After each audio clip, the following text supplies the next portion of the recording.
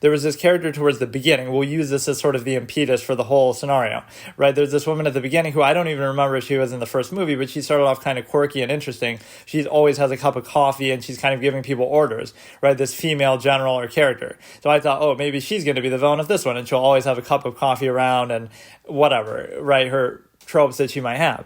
But instead of that, it ends up being, oh, let's just release the Quaritch and his company. And literally, I mean, that's the most basic, banal way. They're just recycling everything. And again, assuming, oh, if the first one did so well, why don't we just do the same exact thing? That's really almost how they were thinking. So I would have had her or some other, again, original character be the villain. So let's just assume it was her, this quirky girl with the coffee who is like a little older and could be a general in her own right. And so she could have been someone who trained under Quaritch or was somehow friends with him or whatever. If you want the Quaritch connection, that would have been good enough. Like she previously trained under him and is seeking revenge for him. That would have still been better than just, oh, Quaritch just coming back, right? So that's still, if you want that. If not, she could just be, again, another highly capable general, etc. So she could have a very cold disposition. She's always holding the coffee. She's always just very business focused, serious, kind of monotone would be the characterizations with her, but also very smart, very capable. So mainly it's the ending that I'm thinking of. But there's a few things throughout the story, I guess, that you could say, like, they're going to introduce like the Fire Clan or something right in the third movie. Why not just introduce it here, even in a vague sense, just talk about it, have a couple lines of dialogue about it, even if it's not going to be the feature. See, this is them sort of, it's sad because they had they had a decade plus to write this and they didn't think of the obvious things that even I'm thinking of on just a simple little editing rewrite. So you could have introduced them with a few lines of dialogue and just talk about, oh, maybe the Fire Clan will help us deal with the humans. It's like, oh, they never cared about anybody. They would gladly join up with the humans. Just have that dialogue. So we have introduced them in the universe. We don't even know they exist, right? They've never been mentioned or anything. Or you could have actually gone to them for help and they refuse. That sets up something. You know these things are going to be happening further on, so why not just at least allude to them a little bit, have some dialogue, show something to do with them, etc. Just something, a little vague, short. Oh, you see them hunting some animals and you're like, oh, we don't want to mess with them. We have enough on our plate with the humans to imply, that you have some negative feeling towards them and stuff like that. So that's number one. Number two is they sort of introduced this a little bit with Kiri, where she's sort of sensing something wrong with the planet, but I would have taken it a step further and like had some Lovecraftian old god type of voices in her head a little more and made it more like, oh, the planet's dying, and sort of, they might even suggest something like that, but like where there's a bigger conflict at work, that's going to be the whole lifeblood, whether it be, again, you're foreshadowing or alluding to something from the next movies that they're going to be. So like, the real conflict isn't going to be, oh, we're just going to be fighting the humans for all 5 of the movies, right? It's that, oh, the planet's actually dying and we need some help with this. And then that sets up for the finale, the final movie in the series to, oh, the humans actually help us save the planet. So something else bigger is happening that doesn't have anything to do with the humans, that the planet itself is rotting or corroding and she can somehow sense it. And they think she's crazy. And there's like some sort of Lovecraftian old god Cthulhu voice in her head too. Like, so I would have pressed that point a little more. They sort of vaguely suggest something like that, but I would have set it up more clearly, like the planet's dying and this is more of a priority pressing, even if it's going to come into play later. This is a bigger threat than even the humans, and it has nothing to do with them. So now you have an overarching plot line and conflict for the rest of the series that you can't even figure out exactly how to deal with. Like, it's something naturally just occurring that is some old folklore legend that maybe hasn't been discussed, but they could be alluded to now. Like, oh, there was this legend that one day, the world will end, or something happening in the core of the planet, whatever. It's rotting, it's eroding, whatever. So that would set up for the humans to potentially help you with that too, if they're going to join your side. And that's where I kind of made fun of Quaritch a bit. Like, they're trying to make him like literally he's Darth Vader or something, where he's going to be here for 3 movies now, because not only did they recycle him from the first movie to the second, but then they also have him survive at the end of this one too. So you've had 2 movies and he's still technically going. So he's going to be in 3 movies of a trilogy equivalent. Like that was like Darth Vader in the original Star Wars trilogy, where he's in obviously all 3: A New Hope, Empire Strikes Back, Return of the Jedi. Like, he's not necessarily that substantial of a character. They're trying to make it that way, and he's probably going to change sides and stuff too. But so I would have set up those 2 things. Okay, the villain is going to be this coffee-clad girl, or at least it's going to be somebody else. Right, so you just have a fresh new villain, even if there's some vague relation to Quaritch. And then you have, obviously, the planet's dying, rotting, and she's sensing that, and that sets up a bigger conflict, like, how are we going to solve this, right? And it's kind of a secondary thing, but it's bigger and longer scale that, again, can just be alluded to a little bit here and as a major conflict for the rest of the series, right? Writing it with the other movies in mind, or even if not, you could still set off that implication. So what we have here is now the ending scene that we're going to suss out, because we have, the planet dying and some sort of old god element. So what else did I want to say? Introduce the other clan, right? I'm just trying to mentally think, like, what else did I say?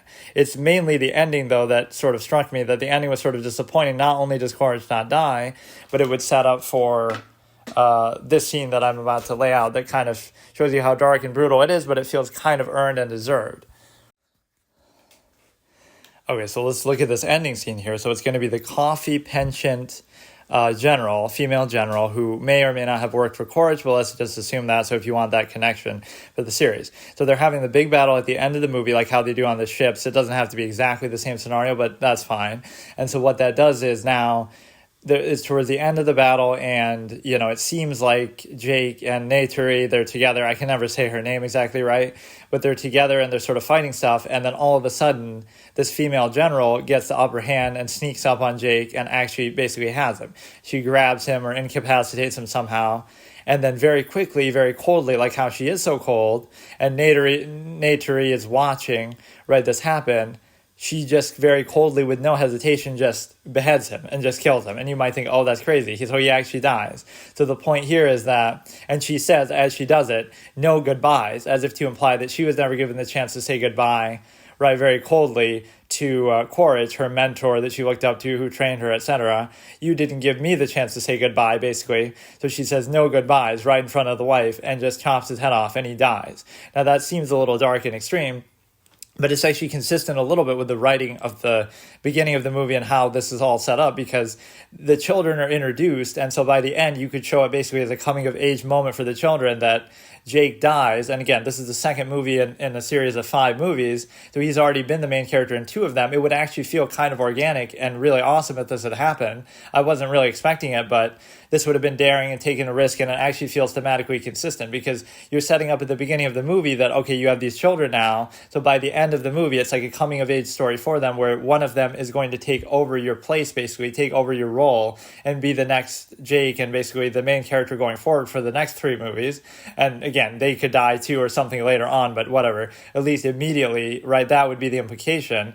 And so Jake actually just dies there, and again, it's after a long fight and everything, so the buildup is there. It's just like the way she would do it would be very cold and sudden. Like, she would get the upper hand and she wouldn't go on a big monologue. That comes next, actually, as she's like, you know, rubbing it in the face of Neytiri, where, oh, you know, I killed Jake, and so we'll look at this in a second, but that would actually be good. So she says no goodbyes, as if I'm not going to give you time to even say goodbye, like how you didn't give it to me for Quaritch, etc., or for some of her, you know, other soldiers and stuff. And so Jake is dead, and then she has like Neytiri pinned down, and she's kind of crying and sobbing.